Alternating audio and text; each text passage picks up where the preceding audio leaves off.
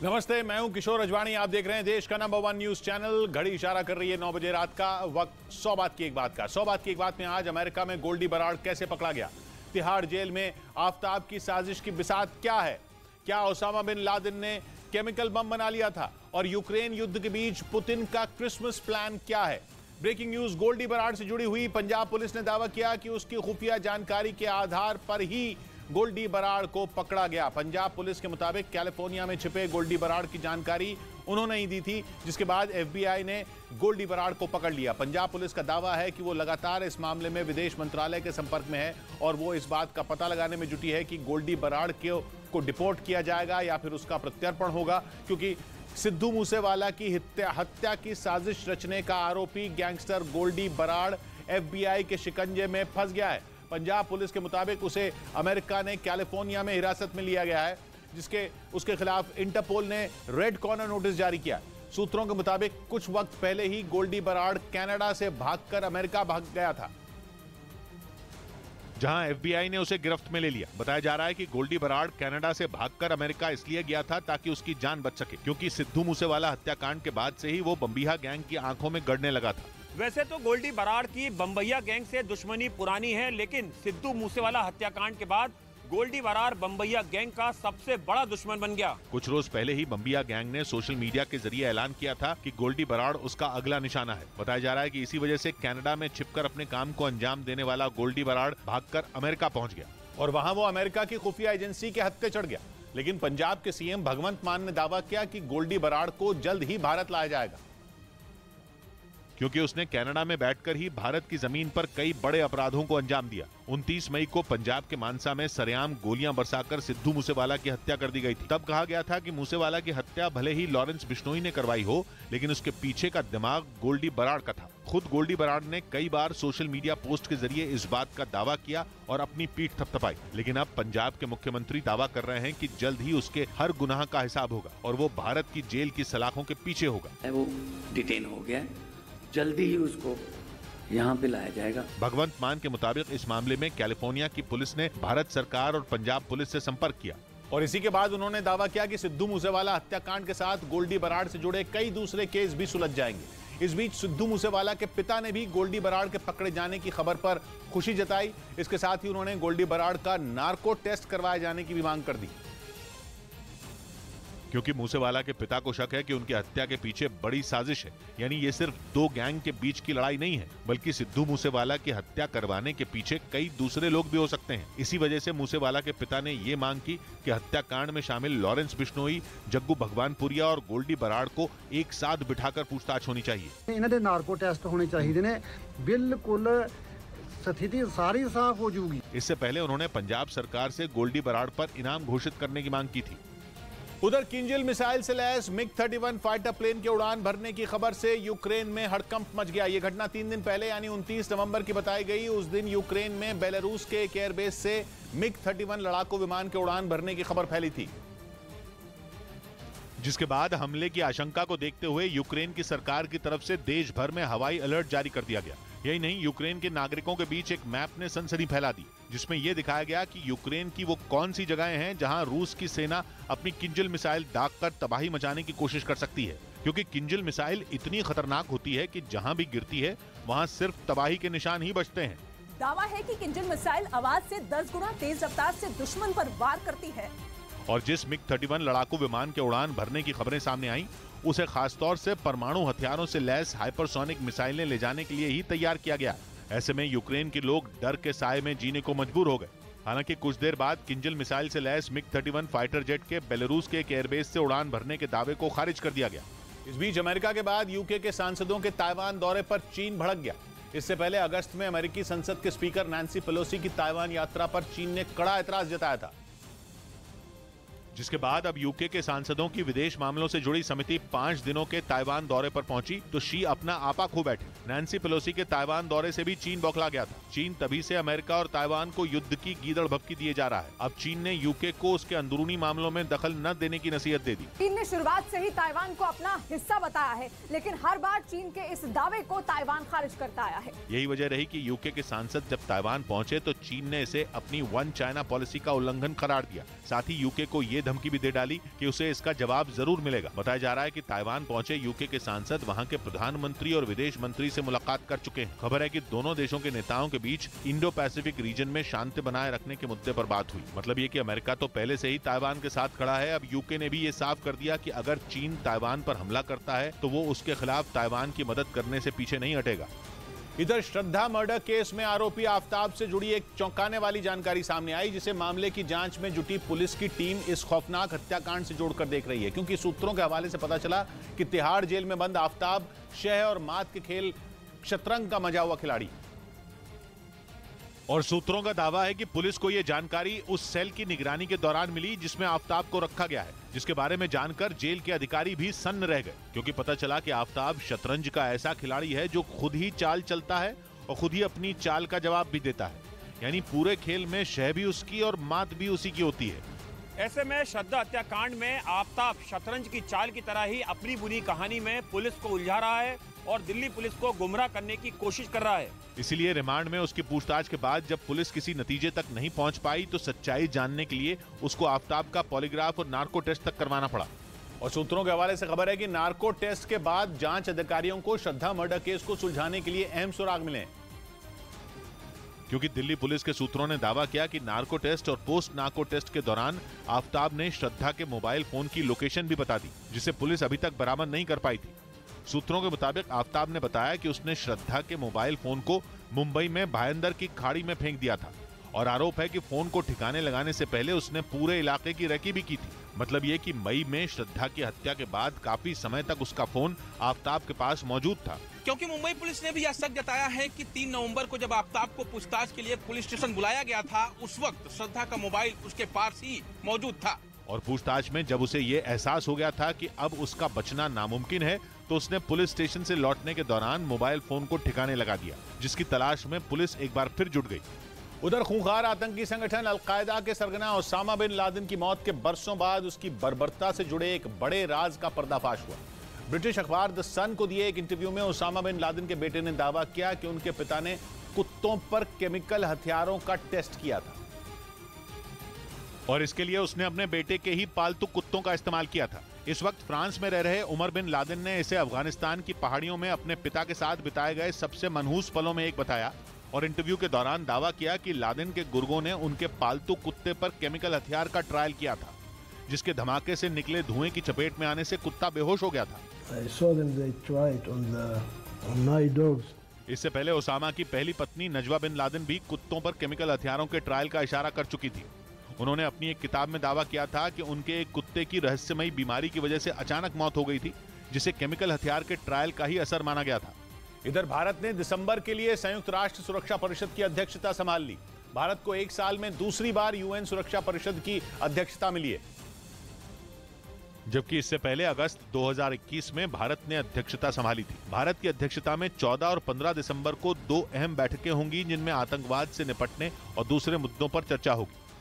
इस बीच Eurasian times ने दावा किया कि रूसी मिसाइलों के हमलों से घबराया Ukraine patriot missile defence system की मांग पर अड़ा है। अमेरिका के साफ मना करने के बाद भी यूक्रेन ने एक बार फिर उससे यह सिस्टम देने की गुहार लगाई और दावा किया कि अब तक उसे जो भी एयर डिफेंस सिस्टम पश्चिमी देशों से मिले हैं वो हमले रोक पाने में कारगर नहीं हो रहे हैं। इसके साथ ही यूक्रेन ने यह भी दावा किया कि पश्चिमी देशों से मिले नसैम्स और हॉक जैसे डिफेंस सिस्टम मिसाइल हमलों में तबाह हो गए और इसीलिए वो अपने लोगों की जान बचाने के लिए पेट्रियट सिस्टम लेने की जिद पर अड़ा है। यूक्रेन के मुताबिक रूस ने अब हमलों में ऐसी मिसाइलों का इस्तेमाल शुरू कर दिया है जो डिफेंस सिस्टम को ही ध्वस्त कर रही हैं। वो यूक्रेन पर अपनी सबसे खतरनाक मानी जाने वाली KH-55 क्रूज मिसाइलें दाग रहा है। ये मिसाइलें परमाणु बम ले जाने में सक्षम होती है, लेकिन फिलहाल इनमें परमाणु हथियार लोड नहीं किए जा रहे हैं, क्योंकि अभी इनके इस्तेमाल का मकसद सिर्फ पश्चिमी देशों से मिले एयर डिफेंस सिस्टम को बर्बाद करना है। और यूक्रेन के मुताबिक रूस अपनी इस प्लानिंग में पूरी तरह कामयाब भी रहा, क्योंकि उसने नसैम्स और हॉक जैसे एयर डिफेंस सिस्टम को तबाह कर दिया। ये दोनों डिफेंस सिस्टम उसे अमेरिका से मिले थे और नसैम्स पर उसी अमेरिका का दावा यूक्रेन को गलत साबित कर रहा, क्योंकि वो अपने इस एयर डिफेंस सिस्टम को किसी कवच से कम नहीं समझता। अमेरिका मानता है कि जहां नसैम्स की तैनाती हो गई उस जगह को मिसाइलें छू भी नहीं सकती।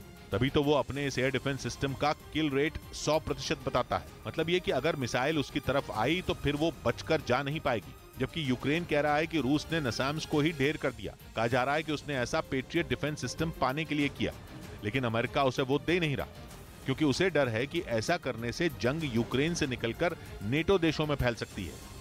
और इसीलिए अमेरिका ने भी ठान रखा है कि वो यूक्रेन को पेट्रियट डिफेंस सिस्टम नहीं देगा। हालांकि उसने एक बार फिर नसाम्स यूक्रेन भेजने की तैयारी कर ली है और उसके लिए उसने इसे बनाने वाली कंपनी से $100 करोड़ यानी भारतीय रुपयों में 8,000 करोड़ रुपए से ज्यादा की डील की है, जिसके बाद अमेरिका अब जल्द ही 6 नसाम्स यूक्रेन में तैनात करने के लिए भेजेगा।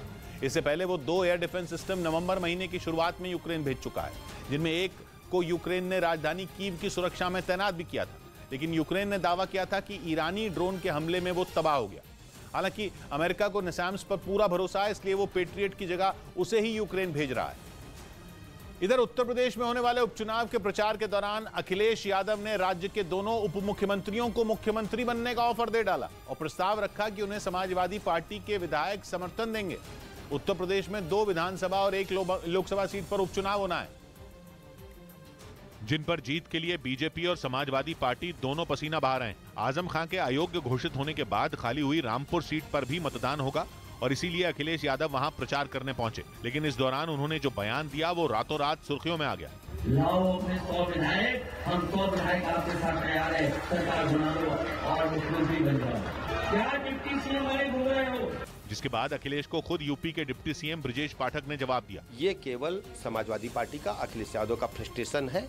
कुछ महीने पहले ही अखिलेश ने केशव प्रसाद मौर्य को बिहार की सियासी उठापटक से सबक सीखने की नसीहत दी थी। यही नहीं, उन्होंने ब्रजेश पाठक का मजाक उड़ाते हुए दावा किया था कि वो एक डॉक्टर का ट्रांसफर तक नहीं करा पाए। उधर अफगानिस्तान में तालिबान शासन के खिलाफ महिलाओं ने सीक्रेट मिशन छेड़ दिया और अपने अधिकारों की लड़ाई लड़नी शुरू कर दी।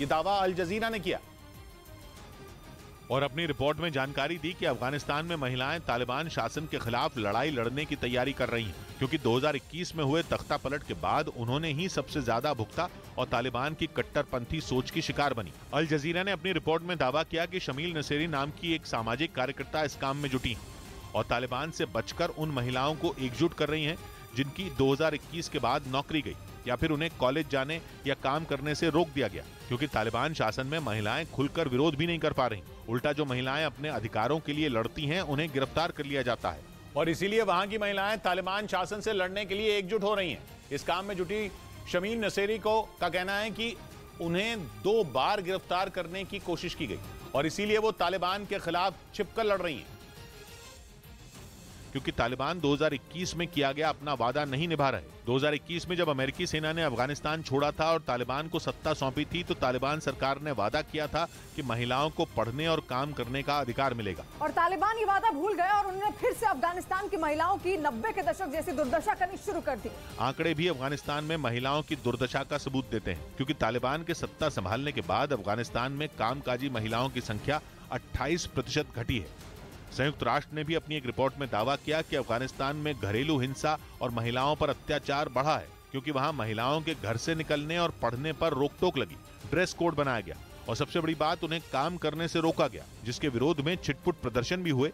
लेकिन अब उनका प्लान कुछ बड़ा करने का है, या यूं कहें कि वो तालिबान को सत्ता से हटाने के मूड में है। इधर कई रक्षा विशेषज्ञों ने भारतीय वायुसेना प्रमुख के जंग के मैदान में ड्रोन की सीमित ताकत वाले बयान का समर्थन किया। Air chief marshal VR Chaudhari ने एक इंटरव्यू में कहा था कि यूक्रेन की जंग को देखते हुए भारत को ड्रोन पर नहीं बल्कि उन्हें मार गिराने वाले multi layered air defence system पर दांव लगाने की जरूरत है। जबकि यूक्रेन युद्ध में तुर्की के बारकताश ड्रोन रूस का और ईरान के शाहिद ड्रोन यूक्रेन का सिरदर्द बन चुके हैं। लेकिन Indian air force chief VR Chaudhari ने कहा कि ज्यादातर रिपोर्ट ये बताती हैं कि युद्ध में ड्रोन बहुत ज्यादा कारगर नहीं, क्योंकि तगड़े एयर डिफेंस सिस्टम के आगे उनका टिकना मुश्किल है। मिलिट्री एक्सपर्टों का कहना है कि वायुसेना प्रमुख का आकलन बिल्कुल सही है, क्योंकि यूक्रेन की जंग की शुरुआत में जब रूस की सेना कीव के पास लड़ रही थी, तब तो बारकताश ड्रोन उसके लिए मुसीबत बने थे, मगर जब लड़ाई डॉनबास जैसे यूक्रेन के पूर्वी इलाके में पहुंची तो बारकताश ड्रोन का असर देखने को नहीं मिला। वो इसलिए क्योंकि वहां रूस के एयर डिफेंस सिस्टम तैनात थे। बारकताश जैसे ड्रोन की एक और खामी ये है कि वो आसानी से रडार की पकड़ में आ सकते हैं। इस तरह के ड्रोन के बम और मिसाइलें भी कम रेंज की होती हैं, जो कि सिर्फ तभी मैदान मार सकती हैं जब मैदान से एयर डिफेंस सिस्टम नदारद हो। उधर वंदे भारत एक्सप्रेस 5वीं बार हादसे का शिकार हो गई।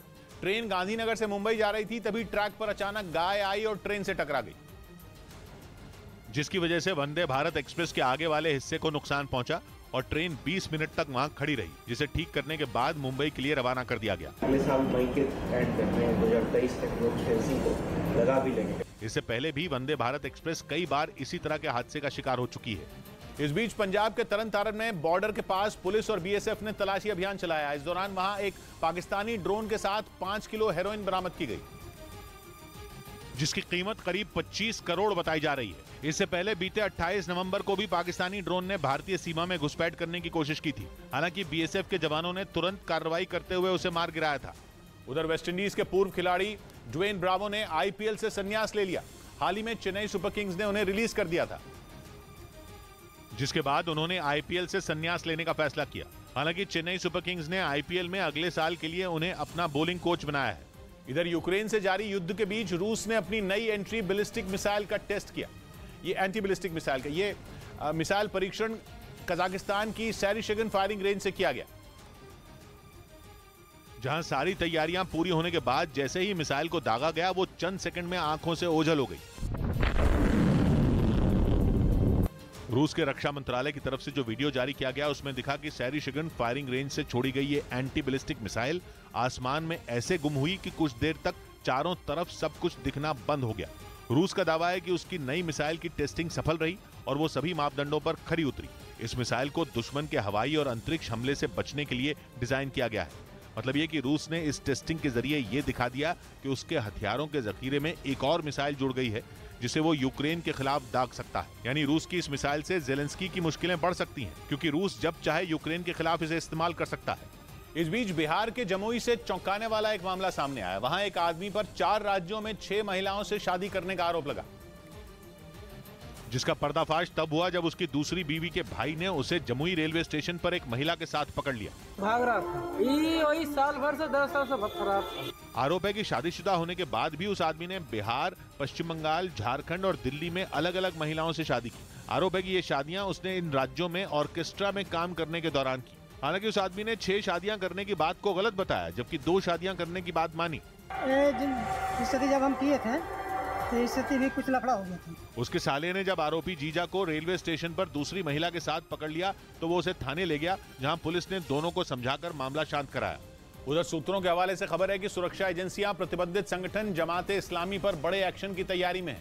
बताया गया कि कश्मीर में ऑपरेशन ऑल आउट के तहत बड़ी संख्या में आतंकवादियों को ढेर करने के बाद अब आतंकी संगठनों के मददगारों पर शिकंजा कसा जाएगा। और खबर है कि सुरक्षा एजेंसियों की नजर जमाते इस्लामी के फंड यानी कि उसके पैसे जुटाने के नेटवर्क पर है, जिसके जरिए वो जम्मू कश्मीर में आतंकी गतिविधियों को अंजाम देता है। बताया गया कि इस संगठन ने कश्मीर में कई जगहों पर सरकारी जमीनों पर कब्जा कर रखा है। इसके अलावा देश विदेश से भी इसे फंड के नाम पर करोड़ों रुपए मिलते हैं। खबर है कि SIA यानी स्टेट इन्वेस्टिगेशन एजेंसी ने अपनी जांच में जमाते इस्लामी से जुड़े 150 संदिग्ध लोगों की पहचान की है। इसके साथ ही इसकी 188 संपत्तियां भी शक के दायरे में है, जिनकी कीमत 100 करोड़ से भी ज्यादा बताई जा रही है। 1990 से बनने के बाद लगातार यह संगठन अपनी गतिविधियां कश्मीर में फैला रहा है। जांच एजेंसियों के मुताबिक हिजबुल मुजाहिदीन, लश्कर तैयबा और जैश-ए-मोहम्मद समेत कई आतंकी संगठनों के तार जमाते इस्लामी से जुड़े हुए हैं। इस बीच इलॉन मस्क ने अपने दिमाग में ब्रेन चिप लगवाने का ऐलान कर दिया। ये वायरलेस ब्रेन चिप मस्क की ही कंपनी न्यूरालिंक बना रही है। 2 दिन पहले ही मस्क ने 6 महीने में उसका ह्यूमन ट्रायल शुरू होने की उम्मीद जताई थी। और इसके साथ ही उन्होंने ये भी कह दिया कि वो खुद ब्रेन चिप इम्प्लांट करवाने के बारे में सोच रहे हैं। ये ऐसी चिप है जिसके बारे में मस्क का दावा है कि उसे दिव्यांग लोगों के दिमाग में लगाते ही वो चल फिर और बातचीत कर सकेंगे। इलॉन मस्क तो इस चिप के जरिए जन्म से ही न देख सकने वाले लोगों की आंखों की रोशनी लाने का दावा तक कर रहे हैं। उनकी कंपनी अभी जानवरों पर इस चिप का टेस्ट कर रही है और अब उसकी तैयारी इंसानों पर क्लिनिकल ट्रायल की है। इधर चुनावी रैली के दौरान विवादास्पद बयान देने पर समाजवादी पार्टी के नेता आजम खान पर एक और मुकदमा दर्ज हो गया। आजम खान ने हाल ही में आरोप लगाया था कि राज्य सरकार उन्हें परेशान कर रही है और रामपुर में रैली के दौरान उन्होंने ऐसी टिप्पणी कर दी थी जिस पर विवाद खड़ा हो गया। मां के पेट से पैदा होने से पहले ये पूछता कि पूछ लो आजम खान से बाहर निकलना भी है। इस बयान का जवाब मुख्यमंत्री योगी आदित्यनाथ ने दिया। मुझे लगता है इससे ज्यादा गुमराह करने वाला दूसरा वक्तव्य हो ही नहीं सकता। बाद में रामपुर में आजम खान पर केस दर्ज कर लिया गया। इधर गायक जुबिन नौटियाल को अस्पताल से छुट्टी मिल गई। सीढ़ियों से गिरने की वजह से जुबिन नौटियाल घायल हो गए थे और उन्हें अस्पताल में भर्ती कराया गया था, क्योंकि सीढ़ियों से गिरने की वजह से उनकी पसलियां और एक हाथ की कोहनी टूट गई। जुबिन नौटियाल का मुंबई के एक अस्पताल में इलाज चल रहा था। जहां से ऑपरेशन के बाद उन्हें छुट्टी दे दी गई। हालांकि घर पर भी जुबिन नौटियाल डॉक्टर की निगरानी में ही रहेंगे। इस बीच 4 बार की चैंपियन जर्मनी की टीम फुटबॉल वर्ल्ड कप से बाहर हो गई। हालांकि जर्मनी ने अपने आखिरी मुकाबले में कोस्टा रिका को हरा दिया, लेकिन गोल करने में वो स्पेन की टीम से पिछड़ गई। स्पेन और जर्मनी के 4-4 पॉइंट थे, लेकिन स्पेन ने 3 मैच में 9 गोल किए तो जर्मनी 6 गोल करने में ही कामयाब हो पाई, जिसकी वजह से जर्मनी फीफा वर्ल्ड कप से बाहर हो गई। उधर खबर है कि बीते 9 महीने से रूस की फौज से लड़ रहे यूक्रेन के सैनिकों के लिए गड्ढे बड़ी चुनौती बन गए। वो गड्ढे जिन्हें यूक्रेन की सेना ने रूसी सैनिकों पर छिपकर हमला करने के लिए बनाया था, ताकि दुश्मन को यह पता न चले कि हमला कहां से हुआ, लेकिन वो अचानक हुए उस हमले की चपेट में आकर चित हो जाए। लेकिन अब परेशानी यह है कि यूक्रेन में सर्दियां आने वाली हैं और उससे पहले वहां बारिश का मौसम रहता है। आसमान से बरस रहे पानी ने ही यूक्रेन के सैनिकों को मुसीबत में डाल दिया, क्योंकि जो गड्ढे उन्होंने रूसी फौज पर छिपकर हमला करने के लिए बनाए थे उनमें पानी भर गया। पानी भरने से उन गड्ढों में कीचड़ की समस्या भी खड़ी हो गई। ऐसे हालात में यूक्रेन के सैनिकों के सामने मुश्किल ये है कि उन्हें दुश्मन को अपनी जमीन से भगाना है, लेकिन इन्हीं हालातों से जूझते हुए परेशानी यह है कि अगर वो गड्ढों से बाहर निकलकर पानी निकालते हैं तो उन पर रूस की तरफ से हमले का खतरा हमेशा मंडराता रहता है, और अगर बाहर नहीं निकलते तो पानी और कीचड़ से भरे गड्ढों में छिपकर ही उन्हें घंटों रहना पड़ता है, जो कि यूक्रेन के गिरते तापमान के बीच इतना आसान नहीं है। इधर जर्मनी से हैरान करने वाला मामला सामने आया। वहां एक अस्पताल में वेंटिलेटर की आवाज बंद करने के लिए एक बुजुर्ग महिला ने मरीज की जान खतरे में डाल दी। बताया गया कि वेंटिलेटर की आवाज से उसे परेशानी हो रही थी, जिसके बाद डॉक्टरों ने उसे कई बार समझाया कि वेंटिलेटर बंद करने से मरीज की मौत हो सकती है, लेकिन वो नहीं मानी और मौका मिलते ही उसने बगल में सो रही दूसरी मरीज का वेंटिलेटर एक बार नहीं बल्कि 2 बार बंद कर दिया, जिससे उस मरीज की हालत बेहद खराब हो गई। वो मरने की हालत में पहुंच गई। बताया गया कि अगर डॉक्टरों ने वेंटिलेटर का स्विच ऑन करने में और फिर उसका इलाज करने में जरा भी देर की होती तो 79 साल की उस महिला का बच पाना मुश्किल था। खबर है कि मरीज की हालत अब खतरे से बाहर है, लेकिन इस घटना के बाद अस्पताल प्रशासन ने पुलिस से उस आरोपी महिला की शिकायत कर दी, जिसके बाद पुलिस ने हत्या की कोशिश के आरोप में उसे गिरफ्तार कर लिया। इस बीच यूक्रेन की जंग की आंच अटलांटिक महासागर तक पहुंचती दिख रही है। रक्षा विशेषज्ञों का कहना है कि अमेरिका और यूरोप के बीच फैला अटलांटिक महासागर पुतिन के युद्ध का नया अखाड़ा हो सकता है। और यह आशंका इसलिए ज्यादा गहरा गई क्योंकि पिछले महीने ही रूस ने अपनी नौसेना में उफा नाम की सबमरीन को शामिल किया है। बताया गया कि यह पनडुब्बी कलिब्र मिसाइलों से लैस है और कलिब्र मिसाइल परमाणु बम दागने में माहिर है। कलिब्र वो मिसाइल है जिसे चला चलाकर रूस ने यूक्रेन की कमर तोड़कर रख दी। रूस की उफा पनडुब्बी इतनी तगड़ी है कि रक्षा विशेषज्ञों का कहना है कि पश्चिमी देशों के पास भी उसकी काट मौजूद नहीं। उसमें ऐसे ऐसे उपकरण लगे हैं कि वो आवाज ही नहीं करती और इस वजह से दुश्मन के लिए उसे डिटेक्ट करना बेहद मुश्किल हो जाता है। बात यहीं खत्म नहीं होती, रूस के पास दुनिया की सबसे लंबी सबमरीन भी है। रूस की बेलग्रद पनडुब्बी 608 फीट लंबी है। दुनिया में इतनी लंबी सबमरीन आज तक किसी देश ने नहीं बनाई, अमेरिका ने भी नहीं। और अब लड़ाई सिर्फ सबमरीन वर्सेस सबमरीन की नहीं है। टेंशन की बात यह है कि रूस रिसर्च करने वाले जहाज भी बना रहा है और सबमरीन और रिसर्च शिप समंदर के अंदर बिछे इंटरनेट केबल और गैस पाइपलाइनों के जाल को नुकसान पहुंचा सकते हैं। अगर ये केबल और पाइपलाइन रूस के हाथ लग जाएं तो किसी भी देश का भट्टा बैठ सकता है। और पुतिन की हिट लिस्ट में पहले नंबर पर ब्रिटेन है। ब्रिटेन उत्तरी अटलांटिक महासागर से लगता है और जंग की शुरुआत से ही पुतिन की आंखों में चुभ रहा है। ब्रिटेन को भी इस बात की भनक है, इसलिए उसने भी रूस की पनडुब्बियों से निपटने की तैयारी शुरू कर दी है। इसके लिए वो 5 और टाइप 26 फ्रिगेट बना रहा है। उधर कतर में चल रहे फुटबॉल वर्ल्ड कप में तिरंगा उल्टा पकड़ने पर एक्टर नोरा फतेही ट्रोल हो गई। वो फीफा वर्ल्ड कप के कतर फैन फेस्टिवल में डांस करने पहुंची थी। यहां स्टेज पर परफॉर्मेंस के दौरान नोरा फतेही को नीचे से तिरंगा फेंक कर दिया गया, जिसे उन्होंने स्टेज से उठाया लेकिन उल्टा पकड़कर लहराने लगी। इसे लोगों ने तिरंगे का अपमान बताया और इस पर वो ट्रोल हो गई। हालांकि तिरंगा लहराते हुए नोरा फतेही ने देश हित के नारे लगाए। वीडियो में नोरा फतेही स्टेज से तिरंगा उठाकर उसे किसी आम कपड़े की तरह लहराती दिखी। नोरा ने जोश में तिरंगे को उल्टा पकड़ लिया और उसी तरह लहराते हुए लगातार नारेबाजी करती रही।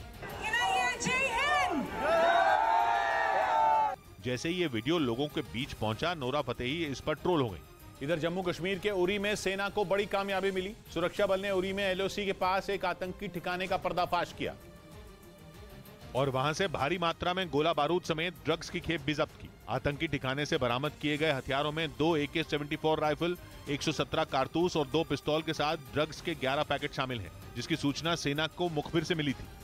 इस बीच ऐप स्टोर से ट्विटर को बैन करने की खबरों के बीच इलॉन मस्क ने एप्पल के CEO से मुलाकात की। इलॉन मस्क ने एप्पल के मुख्यालय का एक वीडियो भी ट्वीट किया, जिसे उन्होंने खुद बनाया, जिसके बाद इलॉन मस्क ने बताया कि दोनों कंपनियों ने विवाद सुलझा लिया और उनके बीच हुई मुलाकात काफी अच्छी रही। इलॉन मस्क ने यह भी साफ किया कि एप्पल के सीईओ टिम कुक की ऐप स्टोर से ट्विटर को हटाने की कोई मंशा नहीं है।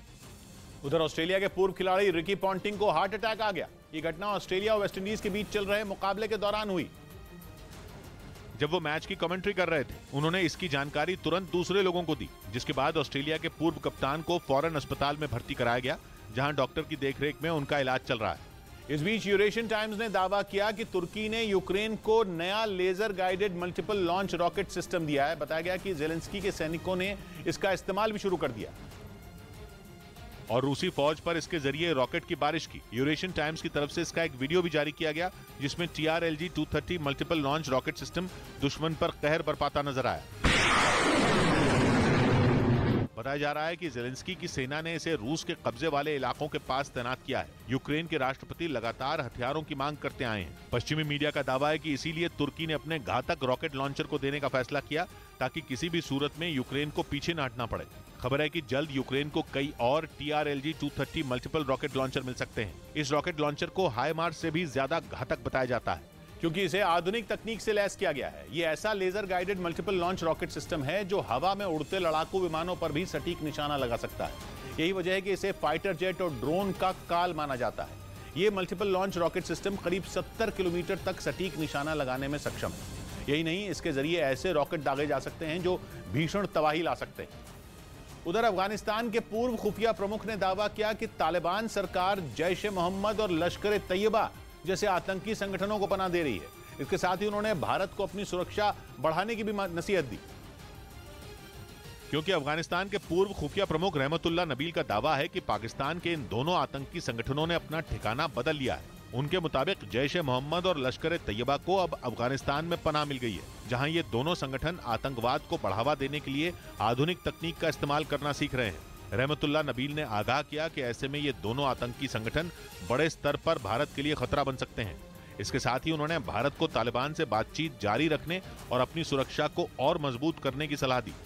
इधर केरल के गुरुवायूर से हैरान कर देने वाला एक वीडियो सामने आया। वहां एक हाथी प्री वेडिंग फोटो शूट के दौरान भड़क गया। ये घटना उस वक्त हुई जब एक जोड़ा फोटो शूट करा रहा था, लेकिन तभी उस हाथी ने एक आदमी पर हमला कर दिया। इस घटना का जो वीडियो सामने आया उसमें ये जोड़ा फोटो शूट करवाता नजर आया। इस दौरान एक हाथी उनके पीछे चलता दिखाई दिया। तब तक तो वहां सब कुछ ठीक दिखाई दे रहा था, लेकिन अचानक फोटो शूट करा रहे जोड़े के पीछे चल रहा हाथी भड़क गया और उसने अपनी दाईं ओर मौजूद एक आदमी को सूंड से उठाकर जमीन पर पटक दिया, जिसकी वजह से उस आदमी के कपड़े फट गए। इस घटना से वहां हड़कंप मच गया। हालांकि उस आदमी ने किसी तरह वहां से भागकर अपनी जान बचाई। इस घटना में उसे मामूली चोटें भी आईं। उधर नीलांचल एक्सप्रेस ट्रेन में बैठे एक यात्री की गर्दन में सरिया फंसने से उसकी मौत हो गई। ट्रेन दिल्ली से कानपुर जा रही थी। तभी अचानक एक सरिया शीशे को तोड़ते हुए यात्री की गर्दन में फंस गया, जिसको देखकर पास बैठे यात्री दहशत में आ गए। घटना की जानकारी मिलने के बाद ट्रेन को अलीगढ़ स्टेशन पर रोका गया और शव को ट्रेन से नीचे उतार लिया गया। मामले की जानकारी मिलते ही रेलवे प्रशासन ने जांच के आदेश दे दिए। इधर मुंबई के एक स्कूल में एक नाबालिग लड़की से रेप का मामला सामने आया। आरोप है कि 8वीं के छात्रों ने लड़की के साथ स्कूल में रेप किया, जिसके बारे में पता चलते ही लड़की के परिवार वालों ने थाने में शिकायत दर्ज कराई, जिसके बाद पुलिस ने 2 आरोपियों को गिरफ्तार कर लिया, जबकि दूसरे 2 आरोपियों का पता नहीं चल पाया। दोनों छात्रों के नाबालिग होने की वजह से उन्हें बाल सुधार गृह में भेज दिया गया।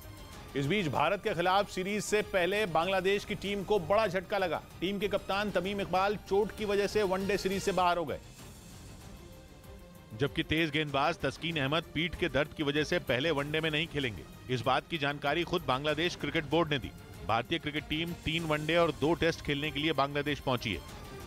उधर पश्चिमी मीडिया ने दावा किया कि क्रिसमस से पहले यूक्रेन पर बहुत बड़े हमले की तैयारी शुरू हो गई है। इसके लिए रूस ने कई बम बरसाने वाले खतरनाक लड़ाकू विमानों को एक जगह जमा करना शुरू कर दिया है, ताकि यूक्रेन के कई शहरों पर एक साथ आसमान से बम बरसाए जा सकें, क्योंकि 9 महीने से ज्यादा वक्त से चल रही जंग में पुतिन अब अंतिम वार करना चाहते हैं।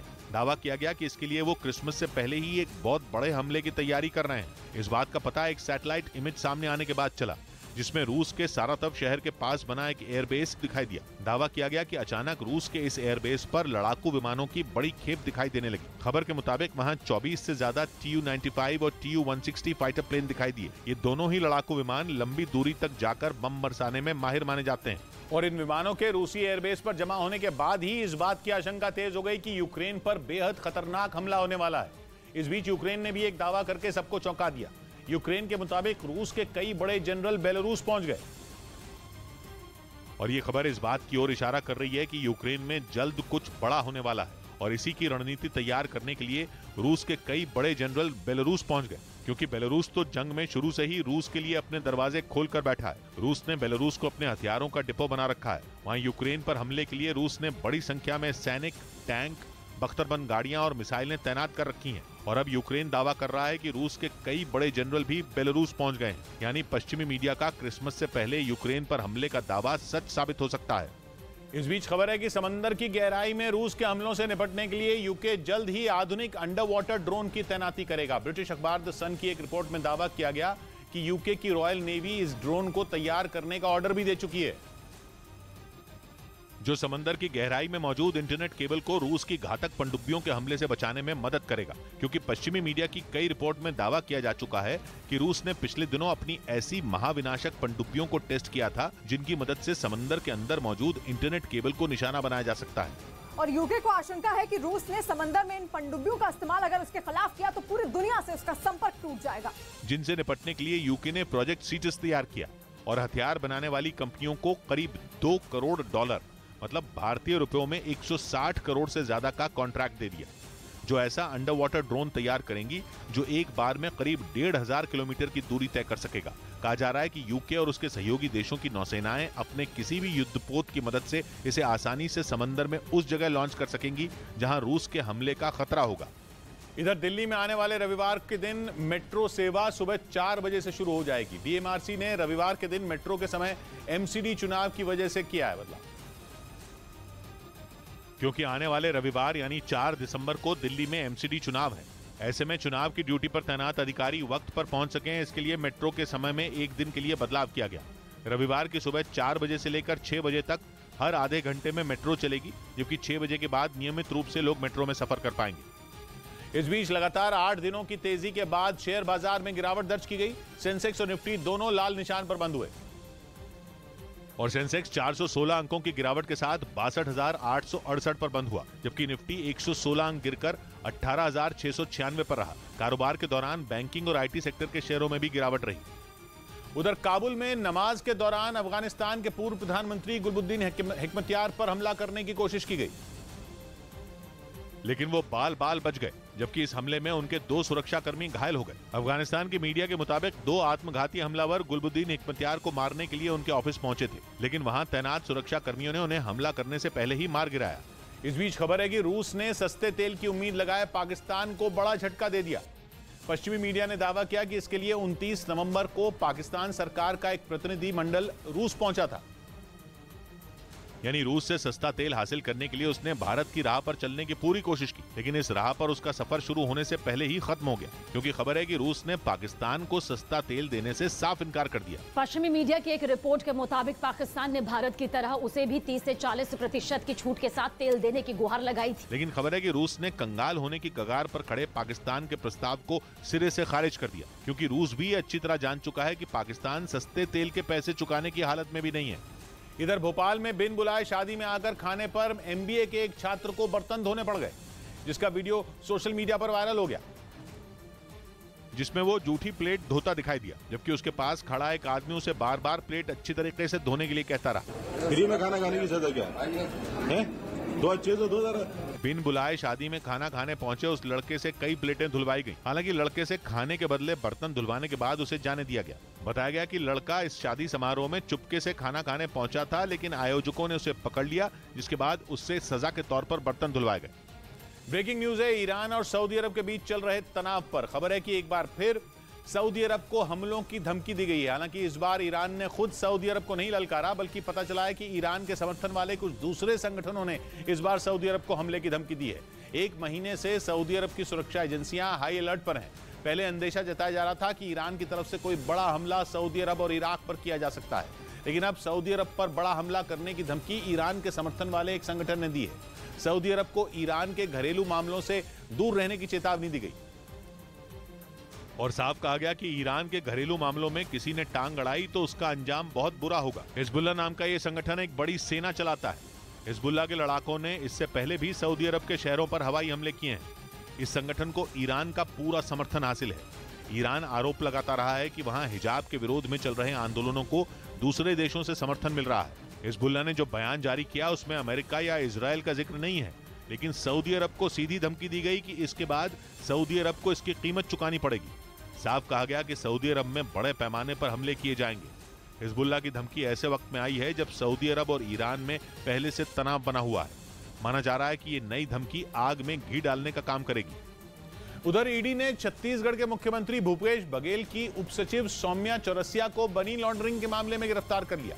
पिछले साल जून में आयकर विभाग ने भी उनके कई ठिकानों पर छापेमारी की थी और उस वक्त आयकर विभाग ने छापेमारी में 100 करोड़ रुपए बरामद होने का दावा किया था। सौम्या चौरसिया पर छत्तीसगढ़ में खनन घोटाले के भी आरोप लगे हैं। हालांकि उनकी गिरफ्तारी को मुख्यमंत्री भूपेश बघेल ने बदले की कार्रवाई बताया।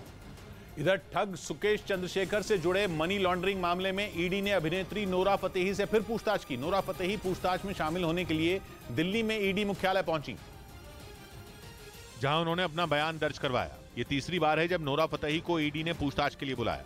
ठग सुकेश चंद्रशेखर के मनी लॉन्ड्रिंग मामले में नोरा सरकारी गवाह हैं। उधर यूक्रेन जंग के बीच रूस परमाणु मिसाइल ले जाने की ताकत रखने वाले सुखोई 57 लड़ाकू विमान को अपनी वायुसेना में शामिल करने की तैयारी में है। बताया गया कि रूसी वायुसेना के पायलट इस फाइटर जेट को उड़ाने की ट्रेनिंग ले रहे हैं।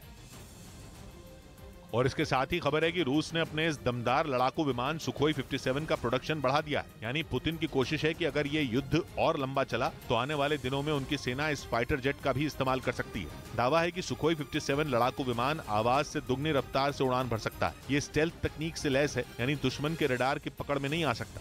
और इसकी सबसे बड़ी खासियत है कि ये परमाणु हमला करने वाली घातक मिसाइलें भी ले जा सकता है। खबर है कि इन्हीं खूबियों की वजह से पुतिन इस विमान को जल्द से जल्द अपनी वायुसेना का हिस्सा बनाना चाहते हैं। इस बीच शाहरुख खान मक्का में उमरा करने पहुंचे। वो सऊदी अरब में निर्देशक राजकुमार हिरानी के साथ अपनी नई फिल्म डंकी की शूटिंग कर रहे थे और शूटिंग पूरी होते ही शाहरुख खान हज की तरह होने वाली उमरा जैसी तीर्थ यात्रा के लिए सऊदी अरब के मक्का पहुंच गए। उमरा करने का उनका वीडियो सोशल मीडिया पर वायरल भी हो गया, जिसमें वो ऊपर से नीचे तक सफेद कपड़ों में नजर आए। कोरोना से बचाव के लिए शाहरुख खान ने मास्क भी पहना हुआ था। डंकी फिल्म अगले साल दिसंबर में रिलीज होगी। उधर पाकिस्तान और तालिबान में बढ़ रहे तनाव के बीच अफगानिस्तान ने भारत के साथ रिश्ते मजबूत करने की पहल की है। खबर है कि अफगानिस्तान में ठप पड़े भारत के 20 प्रोजेक्ट फिर शुरू किए जा सकते हैं, जिसके लिए अफगानिस्तान की सरकार ने भारत को सीधी पेशकश की है। अफगानिस्तान में सत्ता तालिबान के हाथ में आते ही भारत के वहां चल रहे प्रोजेक्ट ठप पड़ गए थे। कई प्रोजेक्ट तो केवल इसलिए रुके थे क्योंकि अफगानिस्तान का भविष्य ही धुंधला दिखने लगा था। भारत के केवल प्रोजेक्ट्स ही बंद नहीं हुए थे, बल्कि काबुल में भारत का दूतावास भी बंद हो गया था। लेकिन कुछ महीनों बाद भारत के दूतावास को शुरू कर दिया गया। अब अफगानिस्तान की सरकार ने ही भारत को रुके हुए प्रोजेक्ट शुरू करने का ऑफर दिया है। उन्होंने ये भी कहा है कि अगर भारत पहल करता है तो अफगानिस्तान की सरकार हर मुमकिन मदद करेगी। अफगानिस्तान की सरकार की तरफ से भारत को दिया गया ये ऑफर पाकिस्तान के लिए बड़ा झटका है, क्योंकि पाकिस्तान और तालिबान के बीच पिछले कुछ महीनों से तलवारें खिंची हैं, जबकि कुछ महीने पहले तक पाकिस्तान ही तालिबान का सबसे भरोसेमंद दोस्त माना जाता था, जिसकी मदद से तालिबान एक लंबी लड़ाई लड़कर सत्ता पर काबिज हो पाए। लेकिन अब तालिबान को पाकिस्तान पर रत्ती भर भी भरोसा नहीं है। तालिबान के सामने सबसे बड़ी चुनौती इस वक्त गरीबी और बेरोजगारी से लड़ना है। तालिबान जानते हैं कि इसके लिए काम धंधे बढ़ाने होंगे और कारखाने लगाने होंगे। पाकिस्तान के लिए उनके लिए इस चुनौती से निपटना मुश्किल नहीं, लेकिन उनकी नजर सिर्फ भारत पर है। माना जा रहा है कि अगर भारत ने अपने रुके हुए प्रोजेक्ट फिर शुरू कर दिए तो अफगानिस्तान की अर्थव्यवस्था करवट बदल सकती है। इसीलिए अब तालिबान भारत की परियोजनाएं शुरू कराने के लिए बेताब है। यहाँ तक कि तालिबान तो भारत को सुरक्षा का भरोसा भी दे रहे हैं। दूसरी तरफ ये भी माना जा रहा है कि अगर भारत ने अफगानिस्तान में एंट्री कर ली तो तालिबान को कूटनीतिक फायदा भी होगा। तालिबान सरकार को अंतर्राष्ट्रीय मान्यता मिलने में मदद मिलेगी, जिससे उसका रास्ता आसान हो जाएगा। इधर IIT गुवाहाटी के इतिहास में पहली बार किसी छात्र को नौकरी का सबसे बड़ा पैकेज मिला। IIT गुवाहाटी में पढ़ने वाले एक छात्र को सालाना 2 करोड़ 40 लाख रुपए तनख्वाह का ऑफर मिला, जिसे एक विदेशी कंपनी ने उसे दिया। IIT गुवाहाटी के इतिहास में ऐसा पहली बार हुआ जब किसी छात्र को सालाना 2 करोड़ से ज्यादा तनख्वाह का ऑफर मिला हो। विदेश की कंपनी ने IIT गुवाहाटी में पढ़ने वाले बीटेक के एक छात्र को कैंपस प्लेसमेंट के तहत यह ऑफर दिया। उधर पटना में आबकारी विभाग की हिरासत में शराब पार्टी के आरोपियों को पुलिस ने गिरफ्तार कर लिया। पुलिस ने थाने में तैनात 2 होमगार्ड पर भी कार्रवाई की और उन्हें लापरवाही के आरोप में जेल भेज दिया। दोनों होमगार्ड पर कैदियों के साथ मिलकर शराब पीने का भी आरोप है। उनकी जिम्मेदारी फिक्स की गई है और उनको अरेस्ट किया गया है। आबकारी विभाग के थाने में शराब पार्टी के आरोपियों से पालीगंज के एएसपी ने 5 लीटर शराब बरामद की। उधर यूक्रेन के मीडिया ने दावा किया कि जर्मनी से यूक्रेन को हथियारों की नई खेप मिल गई। बताया गया कि ज़ेलेंस्की की सेना को ऐसे टैंक भी दिए गए हैं जो हवा में उड़ रहे लड़ाकू विमानों को भी ढेर कर सकते हैं। यानी यूक्रेन की फौज रूसी सेना पर अब और ज्यादा भीषण हमले कर पाएगी। यूक्रेन के मीडिया के मुताबिक ज़ेलेंस्की की सेना को कई तरह के आधुनिक हथियार मिले हैं। बताया जा रहा है कि जर्मनी ने ड्रोन, टैंक और राइफलें भेजी हैं, जिन्हें चलाने के लिए यूक्रेन के सैनिक ट्रेनिंग ले रहे हैं। खबर है कि ट्रेनिंग के बाद इन हथियारों के साथ जवान रूस के कब्जे वाले इलाकों की तरफ बढ़ेंगे। यूक्रेन के मीडिया का दावा है कि जर्मनी बीते कुछ दिनों से यूक्रेन को लगातार हथियारों की मदद भेज रहा है, जिनमें एयर डिफेंस सिस्टम और बख्तरबंद गाड़ियां शामिल हैं। बताया गया कि इन्हीं का इस्तेमाल कर ज़ेलेंस्की की सेना पुतिन की फौज पर जोरदार हमले कर रही है। इस बीच फिलिस्तीन ने इजरायल के सैनिकों पर उसके 2 लोगों की हत्या का आरोप लगाया, जबकि इजरायल की सेना ने सफाई दी कि उन पर पहले फायरिंग की गई, जिसका उन्होंने जवाब दिया। वेस्ट बैंक में रात के अंधेरे में हुई फायरिंग का एक वीडियो भी सामने आया, जिसमें ताबड़तोड़ गोलीबारी की आवाज साफ सुनाई दी। इजरायल की सेना का दावा है कि उसके सैनिक वेस्ट बैंक संदिग्ध आतंकियों की तलाश में पहुंचे थे, जहां उन पर अचानक फायरिंग शुरू हो गई। मारे गए दोनों लोग फिलिस्तीन के एक संगठन के नेता बताए गए।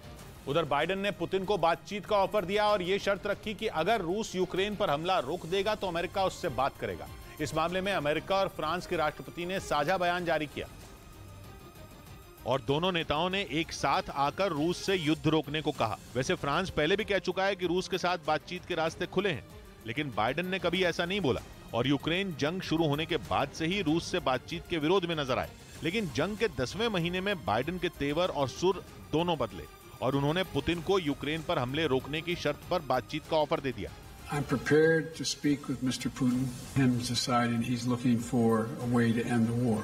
हालांकि बाइडेन ने यह भी साफ कर दिया कि वो जो करेंगे नेटो देशों की सहमति से करेंगे और यूक्रेन के हितों का पूरा ख्याल रखेंगे। लेकिन रूस ने अमेरिका के ऑफर को ठुकराने में ज्यादा वक्त नहीं लगाया। उसका कहना है कि वो ऐसी कोई बातचीत नहीं करेगा जिसकी बुनियाद शर्तों पर रखी हो और इसीलिए उसने बाइडेन का बातचीत का ऑफर ठुकरा दिया। यही नहीं, पुतिन के प्रवक्ता ने 2 टूक बोल दिया कि यूक्रेन पर हमले जारी रहेंगे और उसके सैनिक यूक्रेन से नहीं हटेंगे। रूस ने जंग शुरू होने के बाद ही बोल दिया था कि वो अपने और यूक्रेन के बीच किसी तीसरे का दखल नहीं चाहता। उसका इशारा अमेरिका समेत नेटो के दूसरे देशों की ओर था, जिन्होंने यूक्रेन को नेटो में शामिल करने का लालच दिया और उसकी बर्बादी की नींव रख दी। और इसीलिए पुतिन ने कभी भी यूक्रेन जंग के मुद्दे पर नेटो से बात करने की कोशिश नहीं की। इस बार भी पुतिन अपनी बात पर टिके रहे और उन्होंने साफ साफ बोल दिया कि जंग रोकने की शर्त पर बाइडेन से बातचीत नहीं होगी। जिसके बाद यूरोपियन यूनियन ने पुतिन को मनाने की नई कोशिश शुरू की और चीन से गुजारिश की कि वो रूस को यूक्रेन पर हमले करने से रोके। यूक्रेन जंग के बाद चीन और यूरोप के रिश्तों में थोड़ी खटास आई थी, क्योंकि चीन रूस के साथ खड़ा था। हालांकि चीन ने यूरोप के देशों से रिश्ते ठीक करने की कोशिश जारी रखी, क्योंकि बात चीन की अर्थव्यवस्था की थी। चीन के एक राजदूत ने तो लगातार यूरोप के अलग अलग देशों का दौरा भी किया। माना जा रहा है कि इसी वजह से यूरोप ने चीन से कहा कि वो रूस को समझाए, क्योंकि उसे पता है कि शी जिनपिंग और पुतिन के रिश्ते अच्छे हैं और इसीलिए यूरोपियन यूनियन ने चीन से गुजारिश की और कहा कि चीन रूस पर अपने प्रभाव का इस्तेमाल करे ताकि यूक्रेन युद्ध रुक जाए।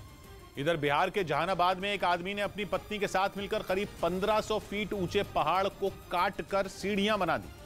पहाड़ की चोटी पर भगवान योगेश्वर नाथ का मंदिर है, जहां जाने के लिए रास्ता न होने की वजह से लोगों को परेशानी का सामना करना पड़ता था। तभी वहां गांव के एक आदमी ने मंदिर तक जाने के लिए सीढ़ियां बनाने का फैसला किया, जिसमें उसकी पत्नी और गांव वालों ने भी उसका साथ दिया और पहाड़ को काटकर 400 सीढ़ियां बना दी। इस काम में उनको करीब 8 साल का समय लगा। इस बीच विजय हजारे ट्रॉफी में क्रिकेटर ऋतुराज गायकवाड़ ने भारतीय क्रिकेट टीम के खिलाड़ी रॉबिन उथप्पा का रिकॉर्ड तोड़ दिया। ऋतुराज गायकवाड़ ने सेंचुरी जड़ने के मामले में रॉबिन उथप्पा को पीछे छोड़ दिया और विजय हजारे ट्रॉफी में सबसे ज्यादा 12 शतक बनाने का रिकॉर्ड अपने नाम कर लिया।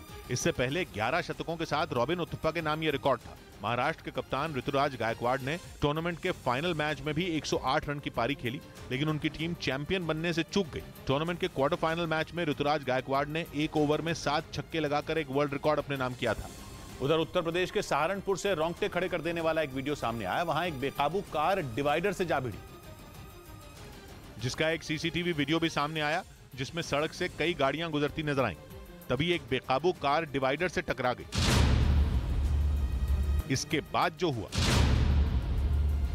ब्रेक के बाद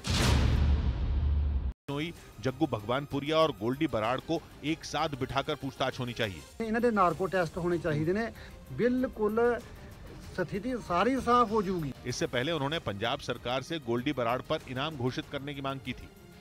उधर किंजल मिसाइल से लैस मिग-31 फाइटर प्लेन के उड़ान भरने की खबर से यूक्रेन में हड़कंप मच गया। यह घटना 3 दिन पहले यानी 29 नवंबर की बताई गई। उस दिन यूक्रेन में बेलारूस के एक एयरबेस से मिग-31 लड़ाकू विमान के उड़ान भरने की खबर फैली थी,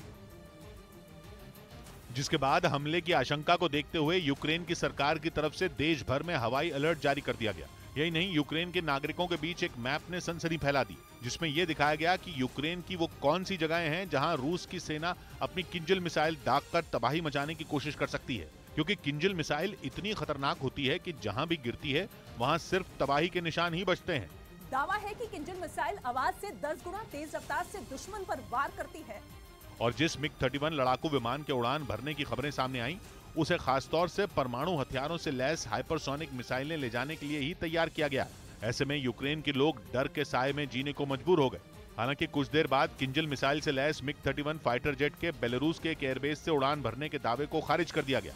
इस बीच अमेरिका के बाद यूके के सांसदों के ताइवान दौरे पर चीन भड़क गया।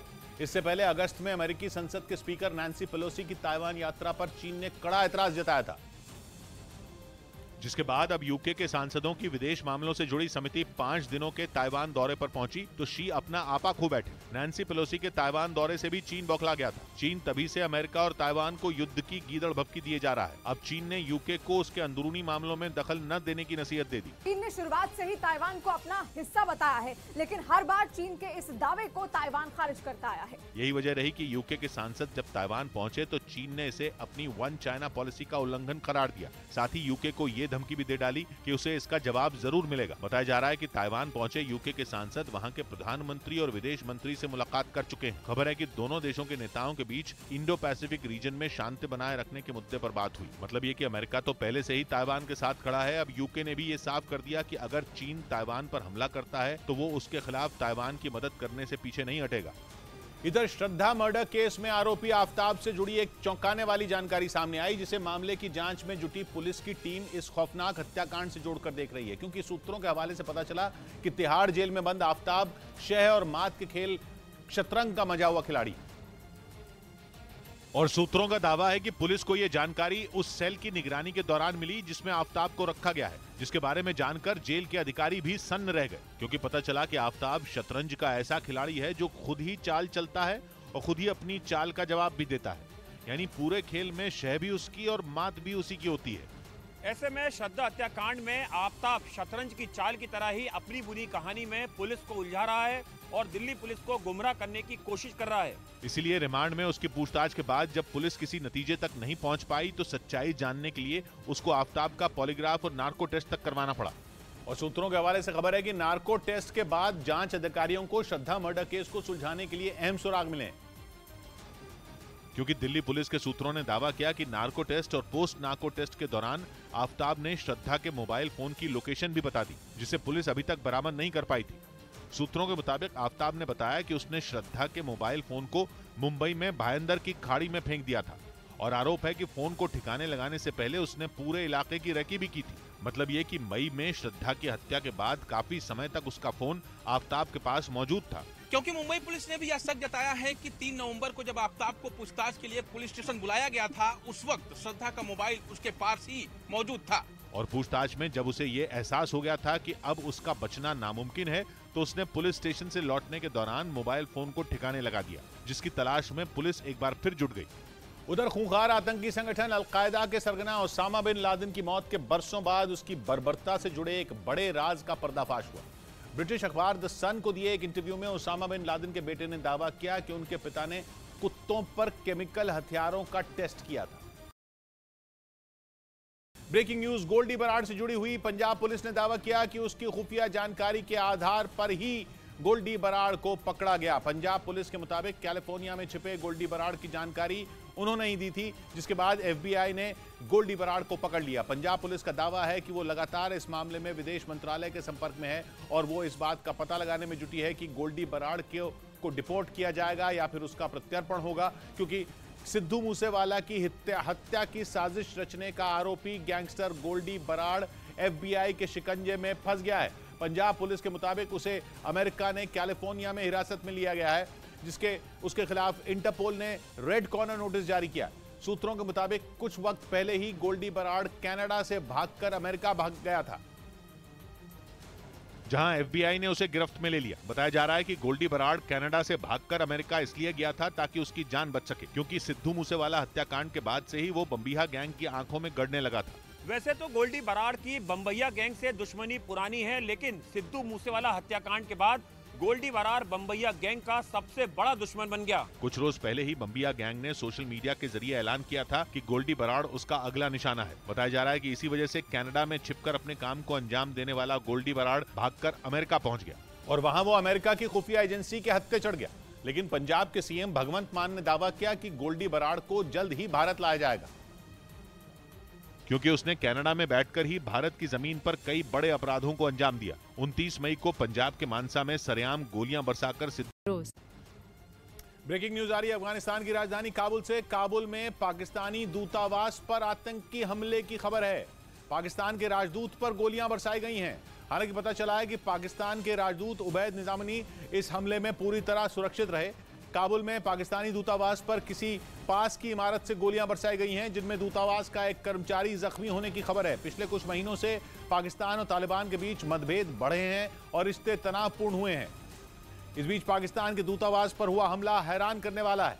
पाकिस्तान के प्रधानमंत्री शहबाज शरीफ ने भी गोली चलाने वालों पर सख्त कार्रवाई करने की मांग की है और अफगानिस्तान की सरकार से मांग की है कि घटना की जांच जल्द से जल्द की जाए। माना जा रहा है कि यह हमला पाकिस्तान के राजदूत उबैद निजामी को निशाना बनाने के लिए ही किया गया था, लेकिन अफगानिस्तान की सरकार और वहां की जांच एजेंसियां अभी इस हमले पर पूरी तरह चुप हैं। हमला ऐसे वक्त में हुआ है जब पाकिस्तान के अलग अलग शहरों में ताबड़तोड़ आतंकी हमले हो रहे हैं। पाकिस्तान में हो रहे हमलों के पीछे तहरीके तालिबान पाकिस्तान ही है। दूसरी तरफ अफगानिस्तान की तो सत्ता ही तालिबान चला रहे हैं। यही वजह है कि दूतावास पर हुए हमले में तालिबान का हाथ होने की आशंका जताई जा रही है। उधर पाकिस्तान में तहरीके तालिबान के आतंकी हमले रुकने का नाम नहीं ले रहे।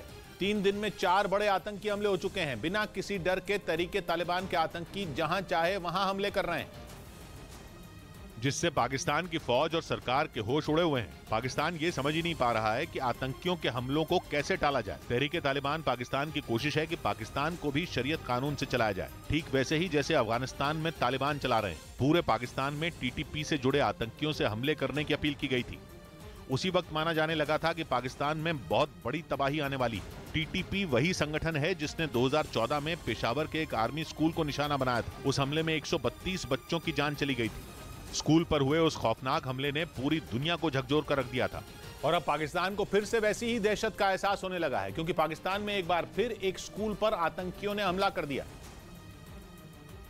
हालांकि ये हमला 2014 वाले हमले जितना बड़ा नहीं था। हमले में पाकिस्तान के दक्षिणी वजीरिस्तान जिले में army public school for girls को निशाना बनाया गया। स्कूल में पेरेंट्स टीचर मीटिंग की वजह से ज्यादा बच्चे नहीं थे। स्कूल में घुसे आतंकियों ने अंधाधुंध गोलियां चलाई और भागने में कामयाब हो गए। लेकिन ये अकेली घटना नहीं है। इससे कुछ ही घंटे पहले 2 पुलिस वालों को खैबर पख्तूनख्वा में ढेर कर दिया गया था। TTP के आतंकियों ने इससे एक दिन पहले ही क्वेटा में पुलिस के जवानों को निशाना बनाया था। क्वेटा में हुए हमले में 5 पुलिस वालों की मौत हो गई थी। लगातार हो रहे हमलों की वजह से पाकिस्तान की सरकार के भी हाथ पांव फूल रहे हैं। सूत्रों के मुताबिक पाकिस्तान की राष्ट्रीय सुरक्षा समिति की बैठक बुलाई गई है। इस बैठक में TTP से निपटने के लिए नई रणनीति बनाने पर चर्चा की जाएगी। लेकिन पाकिस्तान की मुसीबत यह है कि इन आतंकियों को अब अफगानिस्तान से खुलकर समर्थन मिल रहा है। 2 दिन पहले इसी मुसीबत का हल खोजने के लिए पाकिस्तान की उप विदेश मंत्री हिना रब्बानी खर काबुल पहुंची थी, लेकिन उनका एक दिन का दौरा पूरी तरह फेल साबित हुआ। उनकी मुलाकात अफगानिस्तान के विदेश मंत्री से तो हुई, लेकिन जब अफगानिस्तान की तरफ से आधिकारिक बयान जारी हुआ तो पाकिस्तान हैरान हो गया। बयान में आतंकवाद के मुद्दे का जिक्र तक नहीं किया गया। खबर है कि पिछले कुछ दिनों से पाकिस्तान से तालिबान बुरी तरह नाराज हैं, इसीलिए वो TTP का खुलकर इस्तेमाल कर रहे हैं। ऐसे में अचानक TTP के सीज फायर तोड़ने के पीछे भी अफगानिस्तान का हाथ माना जा रहा है। पाकिस्तान भी आरोप लगा रहा है कि TTP को अफगानिस्तान से खुलकर समर्थन मिल रहा है और जानबूझकर तालिबान इस पर चुप है। हालत यह है कि अब पाकिस्तान की सरकार और उसके नेता तालिबान के सामने बुरी तरह बेबस दिख रहे हैं। इधर उत्तर प्रदेश के सहारनपुर से रोंगटे खड़े कर देने वाला एक वीडियो सामने आया। वहां एक बेकाबू कार डिवाइडर से जा भिड़ी, जिसका एक सीसीटीवी वीडियो भी सामने आया, जिसमें सड़क से कई गाड़ियां गुजरती नजर आईं।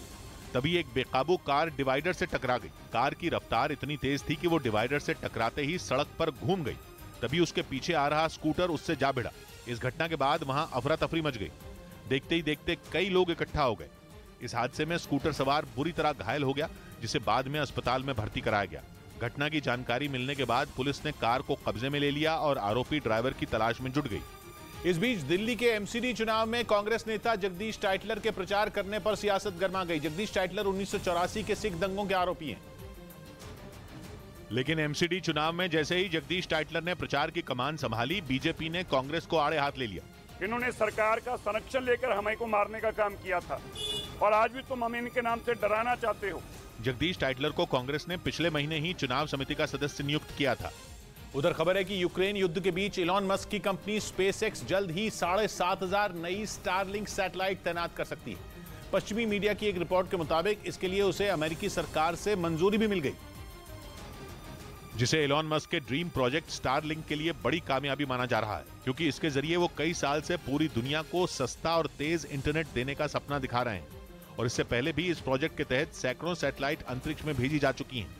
और ये प्रोजेक्ट पूरा होने से पहले ही उस वक्त सुर्खियों में आ गया था, जब रूस ने आरोप लगाया कि स्टारलिंक की वजह से यूक्रेन को रूस की सेना के हर कदम की जानकारी दी जा रही है। और दावा तो ये भी किया गया था कि अमेरिका ने यूक्रेन की मदद के लिए जो हथियार भेजे थे, उनमें स्टारलिंक के कुछ उपकरण भी शामिल थे। ऐसे उपकरण जिनकी मदद से स्टारलिंक की सैटेलाइट से कनेक्शन जोड़कर इंटरनेट इस्तेमाल किया जा सके। और खबर है कि अब भी यूक्रेन की सेना इसी इंटरनेट का इस्तेमाल कर रही है। ऐसे में माना जा रहा है कि मस्क की कंपनी की तरफ से 7,500 नई स्टारलिंक सैटेलाइट की तैनाती यूक्रेन के लिए भी बड़ी मददगार साबित हो सकती है। इधर जेएनयू कैंपस में ब्राह्मण और बनिया समुदाय के खिलाफ आपत्तिजनक नारे लिखने के मामले में वीसी ने आंतरिक जांच बैठा दी और जल्द से जल्द रिपोर्ट सौंपने के आदेश दिए, क्योंकि एक दिन पहले जेएनयू के स्कूल ऑफ इंटरनेशनल स्टडीज की बिल्डिंग और प्रोफेसरों के चेंबर की तस्वीरें सामने आई थीं, जिनमें ब्राह्मण और बनिया समुदाय के विरोध में नारे लिखे नजर आए थे। आरोप है कि नारों के जरिए अगड़ी जाति के छात्रों और प्रोफेसरों को जेएनयू छोड़कर जाने के लिए धमकाया गया और ऐसा न करने पर खून खराबे तक की चेतावनी दे दी गई। ऐसा कुछ लिखा गया है, किसने ये लिखा है अभी तक की जानकारी सामने नहीं आई है। मामले की जांच होनी अभी बाकी है, लेकिन एबीवीपी ने इसका ठीकरा लेफ्ट से जुड़े छात्रों पर फोड़ दिया। लेफ्ट के लोगों ने जेएनयू कैंपस में हमेशा से जहर घोलने का काम किया है। जेएनयू ने इस मामले की आंतरिक जांच का आदेश दे दिया है। इसके साथ ही सुप्रीम कोर्ट के एक वकील ने भी इस बारे में पुलिस कंप्लेंट दर्ज कराई है। इस बीच मशहूर गायक मीका सिंह के हरियाणा के सोहना में मौजूद फार्म हाउस को गुरुग्राम प्रशासन ने सील कर दिया। आरोप है कि मीका सिंह के फार्म हाउस को बनाने में नियमों की अनदेखी की गई थी, जिसके बाद गुरुग्राम प्रशासन ने उनके फार्म हाउस पर ताला जड़ दिया। वहां तक पहुंचने के लिए अधिकारियों को नाव के जरिए जाना पड़ा, क्योंकि मीका सिंह का ये फार्म हाउस अरावली की पहाड़ियों के नजदीक एक छोटे टापू पर बना है और वहां तक जाने के लिए दमदमा झील को पार करना पड़ता है, जिसके लिए नाव ही सहारा है। आरोप है कि इस फार्म हाउस को बनाने के लिए एनजीटी और सुप्रीम कोर्ट के नियमों को ताक पर रख दिया गया। नियमों के मुताबिक अरावली की पहाड़ियों के नजदीक किसी तरह का निर्माण नहीं किया जा सकता। खबर है कि इस फार्म हाउस तक बुलडोजर नहीं ले जाया जा सका, इसीलिए उसे सिर्फ सील किया गया। लेकिन जैसे ही झील में पानी का स्तर कम होगा, उसे तोड़ने की कार्रवाई शुरू कर दी जाएगी। उधर तुर्की की सरकार की ओर से जारी एक दस्तावेज से पता चला कि वहां आईएसआईएस के कई आतंकियों को नागरिकता दे दी गई है। तुर्की सरकार ने कुछ दिन पहले वहां के कई लोगों की संपत्ति जब्त की थी और एर्दोआन सरकार ने इसी कार्रवाई से जुड़े दस्तावेज जारी किए, जिनसे पता चला कि तुर्की ने कई आईएसआईएस आतंकियों को अपनी नागरिकता दे दी है, क्योंकि जिन 17 लोगों की संपत्ति जब्त की गई उनमें 16 तुर्की के नागरिक हैं और उन 16 में 14 आईएसआईएस के आतंकी हैं। तुर्की की सरकार ने बयान जारी किया कि वो आईएसआईएस से जुड़े लोगों की संपत्ति जब्त कर रही है, लेकिन इसी बयान ने एर्दोआन के विरोधियों को उन पर उंगली उठाने का मौका दे दिया, क्योंकि जिन आतंकियों की संपत्ति जब्त हुई उनके पास तुर्की की नागरिकता थी और पिछले कई साल में उन्होंने तुर्की में जमीन खरीदी। यही नहीं, उनकी वहां कई कंपनियां भी हैं, जिनमें 4 को तुर्की की सरकार ने जब्त किया। इसी वजह से विपक्ष ने एर्दोआन से पूछा कि इन आतंकियों को तुर्की की नागरिकता मिली तो कैसे मिली। यही नहीं, विपक्ष ने दावा किया कि तुर्की में रहने वाले आईएसआईएस के आतंकियों की संख्या इससे कहीं ज्यादा है, क्योंकि एर्दोआन चुपके चुपके तुर्की में सीरिया के लोगों को नागरिकता दे रहे हैं, जिनमें आईएसआईएस से जुड़े लोग भी शामिल हैं। तुर्की के मीडिया ने तो ये तक दावा किया कि सीरिया से तुर्की आने वाले बहुत सारे लोगों ने अपना नाम बदल दिया है। इसके अलावा एक रिपोर्ट में जानकारी दी गई कि इस साल अक्टूबर तक करीब 36 लाख लोग सीरिया से तुर्की आ चुके हैं, जिनमें करीब 2 लाख लोगों को तुर्की की नागरिकता मिल चुकी है, जबकि विपक्ष ने दावा किया कि ये नंबर इससे कहीं ज्यादा है, क्योंकि एर्दोआन 2023 में होने वाला चुनाव जीतना चाहते हैं और वोट बढ़ाने के लिए सीरिया के लोगों को धड़ाधड़ तुर्की में घुसा रहे हैं।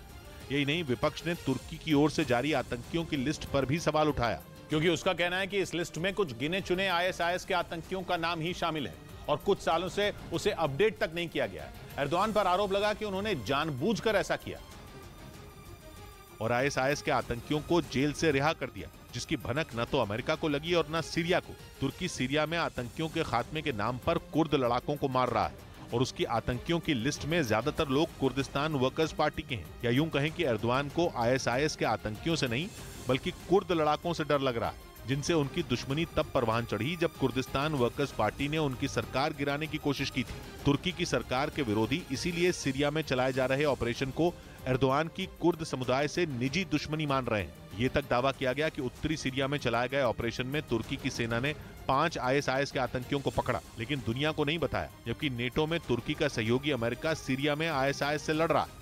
इधर महाराष्ट्र सरकार ने एक्टर रितेश देशमुख और उनकी पत्नी जेनेलिया की कंपनी को मिले 116 करोड़ रुपए के लोन के मामले की जांच के आदेश दे दिए। दोनों की कंपनी पर बैंकों से कर्ज मिलने में गड़बड़ी का आरोप लगा है, जिसके बाद उनकी कंपनी देश एग्रो प्राइवेट लिमिटेड को मिले लोन की जांच के आदेश दे दिए गए। जांच में इस बात का पता लगाया जाएगा कि लोन देने में किसी तरह की धांधली तो नहीं की गई। महाराष्ट्र के सहकारिता मंत्री अतुल सावे के मुताबिक रितेश और जेनेलिया की कंपनी की शिकायत बीजेपी के कुछ नेताओं की तरफ से की गई थी। आरोप लगा था कि उनकी कंपनी ने महाराष्ट्र के 3 बैंकों से 4 अक्टूबर 2021 से 25 जुलाई 2022 के बीच 116 करोड़ रुपए से ज्यादा का लोन लिया था। आरोप है कि जरूरी शर्तों को पूरा किए बिना रितेश की कंपनी को कर्ज दे दिया गया। मामले के तूल पकड़ने के बाद महाराष्ट्र सरकार ने ये पता लगाने के लिए जांच का आदेश दिया है कि लोन देने में बैंकों की ओर से कोई गड़बड़ी तो नहीं की गई। उधर छत्तीसगढ़ के जगदलपुर में मिट्टी की एक खदान धंसने से 7 लोगों की मौत हो गई। खदान धंसने की सूचना मिलते ही राहत बचाव की टीम मौके पर पहुंची और उन्होंने खदान में फंसे लोगों को निकालने का काम शुरू कर दिया। थोड़ी देर बाद उनकी मदद के लिए एनडीआरएफ की टीम को भी बुलाया गया। खदान से राहत बचाव की टीम ने 5 शवों के साथ 2 घायलों को बाहर निकाला, जिन्होंने इलाज के दौरान दम तोड़ दिया। मृतक लोगों में 6 महिलाएं हैं और 1 पुरुष है। हादसे में जिन लोगों की मौत हुई वो सभी जगदलपुर के ही मालगांव के रहने वाले थे। इस बीच कांग्रेस ने भारत जोड़ो यात्रा से दूरी बनाने वाले नेताओं की लिस्ट मांगी। कांग्रेस आलाकमान ने असम के पार्टी अध्यक्ष से ऐसे नेताओं के नाम देने को कहा ताकि भारत जोड़ो यात्रा में शामिल न होने वाले नेताओं पर एक्शन लिया जा सके। कांग्रेस आलाकमान ने यात्रा खत्म होने के बाद रिपोर्ट देने को कहा है। असम में भारत जोड़ो यात्रा के दौरान कांग्रेस के कुछ नेताओं के दूरी बनाने की बात सामने आई थी। इधर एनआईए ने लुधियाना कोर्ट में हुए ब्लास्ट के आरोपी हरप्रीत सिंह को दिल्ली से गिरफ्तार कर लिया। वो मलेशिया से भारत लौट रहा था, तभी उसे दिल्ली एयरपोर्ट पर गिरफ्तार कर लिया गया। एनआईए ने आरोपी को मोहाली कोर्ट में पेश किया, जिसके बाद उसे 9 दिसंबर तक रिमांड पर भेज दिया गया। कुछ समय पहले ही एनआईए ने हरप्रीत सिंह पर 10 लाख रुपए का इनाम घोषित किया था और 11 महीनों से उसकी तलाश में थी। इस बीच इंग्लैंड के बल्लेबाजों के सामने पस्त हुए पाकिस्तानी गेंदबाजों का उनके ही देश में मजाक उड़ाया जा रहा है। पूर्व तेज गेंदबाज शोएब अख्तर ने तो पाकिस्तान की टीम को बच्चों की टीम कह दिया और उनका खूब मजाक उड़ाया। मैच से पहले खबर आई थी कि इंग्लैंड की टीम किसी रहस्यमयी वायरस की वजह से बीमार हुई है, लेकिन मैच के दौरान इंग्लैंड के बल्लेबाजों ने पाकिस्तान के गेंदबाजों का दम निकाल दिया। पहले ही दिन 506 रन बनाकर उन्होंने टेस्ट इतिहास का 112 साल पुराना रिकॉर्ड तोड़ दिया। एक दिन में इतने रन टेस्ट इतिहास में पहले कभी नहीं बने थे। सबसे बुरा हश्र तो पहला टेस्ट खेल रहे गेंदबाज जाहिद महमूद का हुआ, जिन्होंने 33 ओवर में 235 रन खर्च कर दिए। हालांकि 4 खिलाड़ियों को आउट करने में भी उन्हें कामयाबी मिली। शोएब अख्तर ने इंग्लैंड के खिलाड़ियों की बीमारी वाली खबर पर भी चुटकी ली। तबीयत ठीक नहीं है तो 500 मार दिए, ठीक होता तो बहुत बुरा हाल करते। हालांकि दूसरे दिन इंग्लैंड की पूरी टीम 657 रन बनाकर ऑल आउट हो गई। जवाब में पाकिस्तान ने भी बढ़िया शुरुआत की और बिना विकेट खोए 181 रन बना लिए। उधर रूस से जारी जंग के बीच यूक्रेन को यूरोप के देश हंगरी से झटका लगा है। हंगरी ने यूक्रेन को हथियार देने से इनकार कर दिया, क्योंकि वो पुतिन से किसी भी तरह की दुश्मनी मोल नहीं लेना चाहता। इससे पहले कयास लगाए जा रहे थे कि जेलेंस्की की सेना को हंगरी से भी कुछ घातक हथियारों की मदद मिल सकती है, लेकिन अब वहां के रक्षा मंत्रालय ने साफ कर दिया कि वो किसी भी सूरत में यूक्रेन को हथियार नहीं देगा। बताया गया कि यूक्रेन के राष्ट्रपति जेलेंस्की ने हंगरी से हथियारों की मांग की थी। यूक्रेन को उम्मीद थी कि जर्मनी, ब्रिटेन और अमेरिका की तरह उसे हंगरी से भी हथियार मिल सकते हैं, लेकिन अब जब वो हथियार नहीं दे रहा है तो ये यूक्रेन के लिए किसी झटके से कम नहीं है। इधर चीन में जीरो कोविड पॉलिसी पर चल रहे आंदोलन बेकाबू होते दिखने लगे हैं।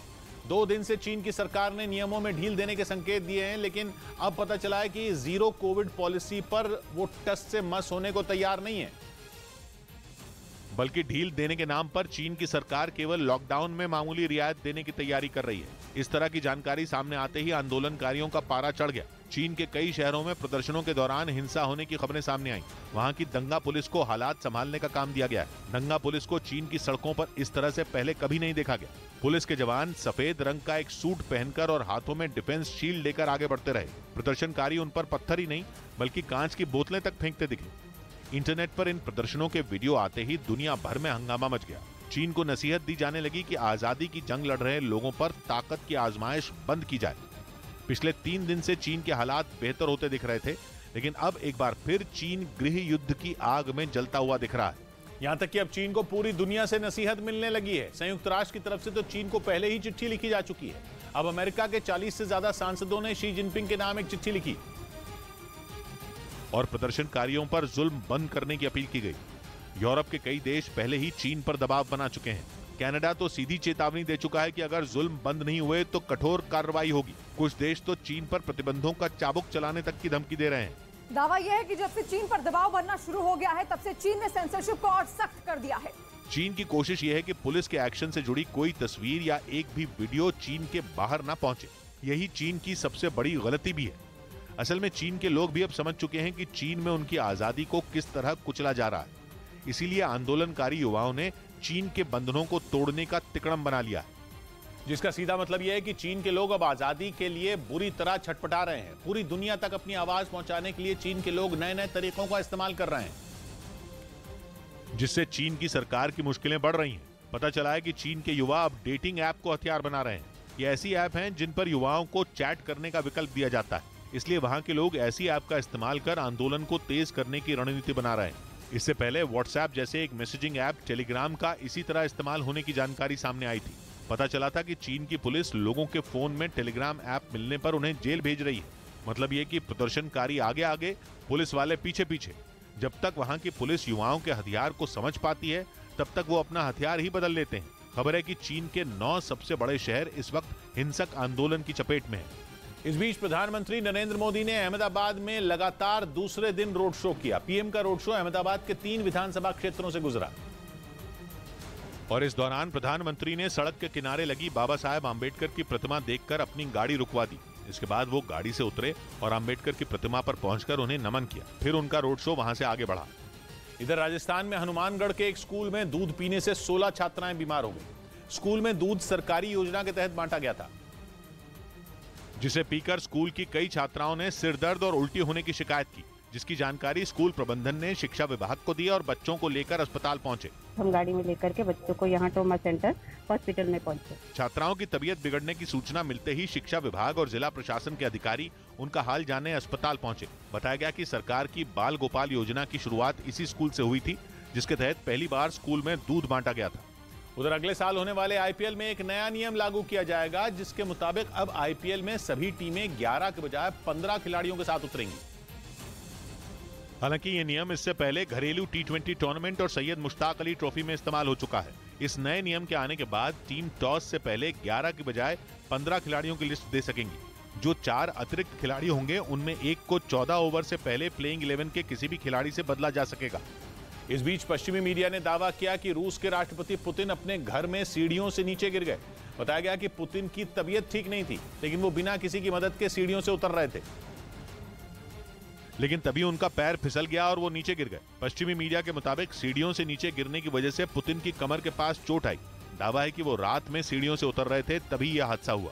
बताया गया कि पुतिन के नीचे गिरते ही वहां तैनात सुरक्षा कर्मियों ने उन्हें उठाया और डॉक्टर के पास ले गए। हालांकि उन्हें कितनी चोट लगी इसका पता नहीं चल सका। पश्चिमी मीडिया का दावा है कि यह हादसा इसलिए हुआ क्योंकि कई बीमारियों का इलाज करा रहे पुतिन कमजोर हो चुके हैं। उधर तुर्की ने 4 साल से ज्यादा वक्त के बाद इजरायल से अपने कूटनीतिक रिश्ते फिर बहाल कर दिए और इजरायल में तुर्की के राजदूत ने काम शुरू कर दिया। मई 2018 में तुर्की ने गाजा पट्टी में हुए दंगों के विरोध में इजरायल से अपना राजदूत वापस बुला लिया था। लेकिन 4 साल बाद तुर्की ने एक बार फिर इजराइल की तरफ दोस्ती का हाथ आगे बढ़ा दिया। इजराइल और तुर्की पहले दोस्त ही हुआ करते थे, लेकिन रेजिप ताइप एर्दोआन के तुर्की की सत्ता संभालने के बाद दोनों देशों के रिश्ते बिगड़ने शुरू हो गए। अब अगले साल तुर्की में चुनाव है और माना जा रहा है कि अपनी कुर्सी बचाने के लिए ही एर्दोआन इजराइल से बनाने में लगे हैं, क्योंकि अपने आक्रामक रवैये की वजह से वो इलाके में तुर्की को आर्थिक और राजनीतिक तौर पर अलग थलग कर चुके हैं। तुर्की की आर्थिक हालत खराब है और ये बात एर्दोआन की कुर्सी छीन सकती है। इधर लंबी नारायण केस में सुप्रीम कोर्ट ने आरोपियों को मिली जमानत को रद्द कर दिया। इस केस में केरल हाई कोर्ट से 4 आरोपियों को जमानत मिली थी, जिसे देश की सबसे बड़ी अदालत ने रद्द कर दिया। साथ ही सुप्रीम कोर्ट ने केरल हाई कोर्ट को 4 हफ्ते में नए सिरे से जमानत पर फैसला लेने को कहा। इसरो के कई बड़े प्रोजेक्ट से जुड़े रहे नम्बी नारायण को 1994 में जासूसी के फर्जी मामले में फंसाया गया था, मगर वो 2 साल बाद बरी हो गए थे और उन्हें सुप्रीम कोर्ट ने 50 लाख रुपए का मुआवजा देने का आदेश भी दिया था। उधर परेश रावल ने अपने मछली बनाने वाले बयान पर माफी मांग ली। उन्होंने गुजरात में एक रैली के दौरान रोहिंग्या समुदाय की बात की थी और मछली वाला बयान दिया था। आजू-बाजू बांग्लादेशीओने रोहिंग्या रहता दिल्ली जेम जिस पर विवाद हुआ, जिसके बाद परेश रावल ने माफी मांग ली। इस बीच यूक्रेन के मीडिया ने दावा किया कि रूस की सेना ने जापोरिजिया के कई इलाकों से पीछे हटना शुरू कर दिया है। एक रोज पहले ही यूक्रेन ने रूस को जापोरिजिया न्यूक्लियर पावर प्लांट से चले जाने की चेतावनी दी थी और अब दावा किया जा रहा है कि उसके सैनिक प्लांट से तो नहीं हटे, लेकिन जापोरिजिया के दूसरे कई इलाकों को उन्होंने खाली करना शुरू कर दिया। जंग शुरू होने के करीब 1 महीने बाद ही रूसी सेना जापोरिजिया में घुस गई थी और तभी से वहां यूक्रेन की फौज के साथ उसकी भीषण जंग छिड़ी हुई है। लेकिन उस वक्त रूसी सेना जापोरिजिया में इतनी तेजी से फैली थी कि उससे मुकाबला करना यूक्रेन के लिए मुश्किल हो गया था।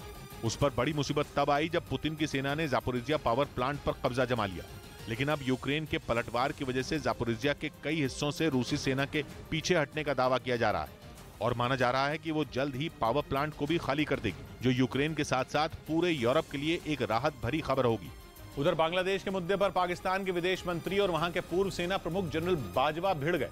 बाजवा ने रिटायर होने से कुछ दिन पहले बयान दिया था कि बांग्लादेश का बनना पाकिस्तान की राजनीतिक असफलता थी, जिसके बाद पाकिस्तान के विदेश मंत्री ने बयान दिया कि 1971 की हार सेना की असफलता थी। मतलब बाजवा ने 1971 की हार के लिए तब की पाकिस्तान सरकार को जिम्मेदार ठहराया और बिलावल भुट्टो ने सेना को। और ये जबानी जंग इसलिए छिड़ी क्योंकि बाजवा ने अपने बयान के जरिए जुल्फिकार अली भुट्टो पर निशाना साधा था, जो बिलावल के नाना थे और 1971 में पाकिस्तान के टूटने के बाद वहां के पीएम बने थे। और पाकिस्तान की मीडिया में खबरें हैं कि बाजवा ने बिना नाम लिए उन्हीं पर हमला किया, क्योंकि वो पाकिस्तान में लोकतांत्रिक ढंग से चुने गए पहले प्रधानमंत्री कहे जाते हैं। और जैसे ही बाजवा ने बांग्लादेश के मुद्दे पर पाकिस्तान की सेना को बचाने की कोशिश की, बिलावल भुट्टो ने उनकी पोल खोल दी। उन्होंने एक रैली में इस मुद्दे पर बात की और बाजवा को याद दिलाया कि बांग्लादेश बनने के लिए पाकिस्तान की सेना जिम्मेदार थी। उन्होंने दावा किया कि जुल्फिकार अली भुट्टो की वजह से बंदी बनाए गए करीब 90,000 सैनिकों की घर वापसी हो पाई, जबकि बाजवा ने दावा किया था कि युद्ध बंदियों में 92,000 नहीं बल्कि केवल 34,000 पाकिस्तानी सैनिक थे। मतलब बांग्लादेश के मुद्दे पर पाकिस्तान के अंदर ही झगड़ा शुरू हो गया, क्योंकि वहां के पूर्व सेना प्रमुख ने सेना की नाकामी को छिपाने की कोशिश में ठीकरा वहां के नेताओं पर फोड़ डाला। इधर बिहार के मुजफ्फरपुर में मुख्यमंत्री नीतीश कुमार की एक चुनावी सभा में जमकर हंगामा हुआ। वहां टीचर की नौकरी पाने के लिए परीक्षा देने वाले कई अभ्यर्थी पहुंच गए और उन्होंने मुख्यमंत्री नीतीश कुमार के सामने ही कुर्सियां फेंकनी शुरू कर दी।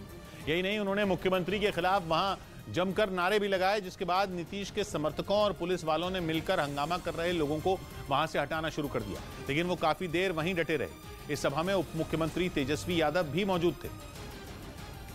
तो जिसको जो मर्जी में आता हम करते रहे, लेकिन हम लोग तो सबके हित में काम करते हैं। उनका एक बयान हुआ, दंगे का सामान हुआ, बस्ती ही तो एक जली, ऐसा क्या तूफान हुआ। 100 बात की एक बात कही गौतम ने, जब से हरी वर्दी पहनी ये दिल हिंदुस्तान हुआ। मिलते हैं सोमवार को, घड़ी जब इशारा करेगी 9 बजे रात का, वक्त फिर होगा 100 बात की एक बात।